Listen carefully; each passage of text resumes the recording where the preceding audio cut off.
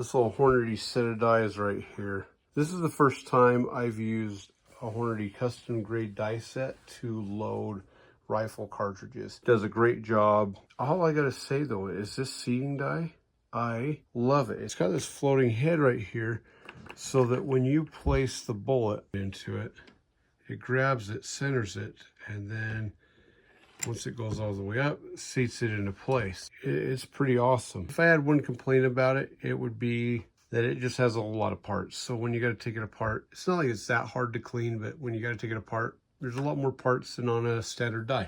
I am stoked to have it. I really appreciate it. Thank you so much. This is awesome. What is awesome about this die set right here is it's enabled me to start loading for the 22 ARC to test out a few different rounds. So right here we got the classic 55 grain 224. It's got a teeny little boat tail on it, 62 grain and an 80 grain 22 caliber bullet right there. Now with my little Ruger American ranch rifle right here, I am going to test these rounds out, but this has just got a short, I think 16-inch barrel on it. One thing about having a bolt gun on this is you are able to run these at a higher pressure than you would in an AR platform. I'm super curious to see how the Hornady black ammo compares with these hand loads. I'm just hoping it likes these powders.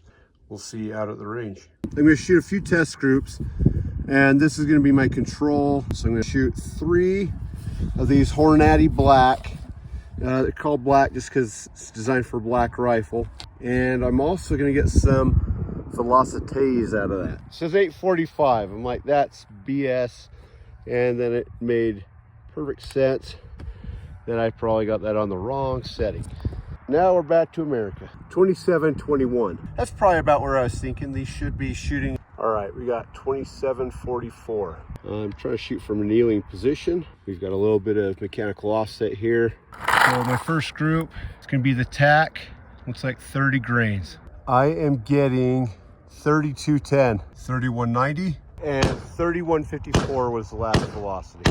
Not really getting any flattening of the primers. Everything looked good on this end.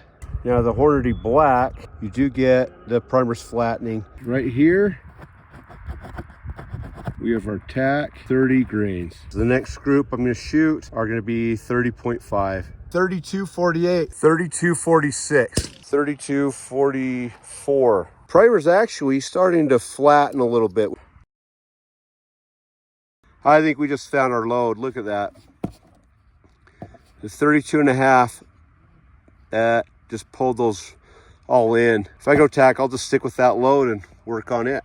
I'm going to take these other 62 grains. These are loaded with LeverEvolution, 32.3 grains, and we're going to test those out and see how they compare with the TAC. Right, we got 3188 with the lever, 3227.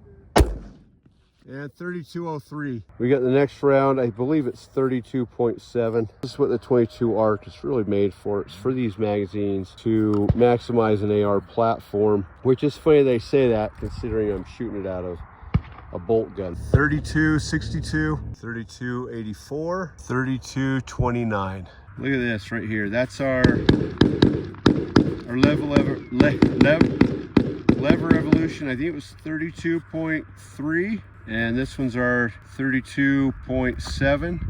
This is the LDX bullet, and that is going to be at 27 grains of TAC. Got an error on the chrono, 2724. Primers are looking really good. Now we're going to go to 27.5. And I completely forgot to watch my velocities, but the last velocity is 2755. I'm going to shoot these that are loaded with 28 grains of TAC. I don't know if it's just not reading right. It jumped to 2855 off of 5/10 of a grain of TAC. It's 2824, and that is 2810. And no real difference in primer deformation or flattening from the 27.5.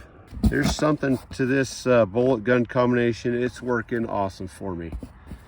We have our group with the 27, 27.5, and I'm just aiming at the corner there. Aim at the corner here, and the 28. They are all keepers in my book. Out of the box of Hornady black, I got 4 more rounds. I'm going to take these 4 I moved the target out to 100 meters, and we'll just see how they do.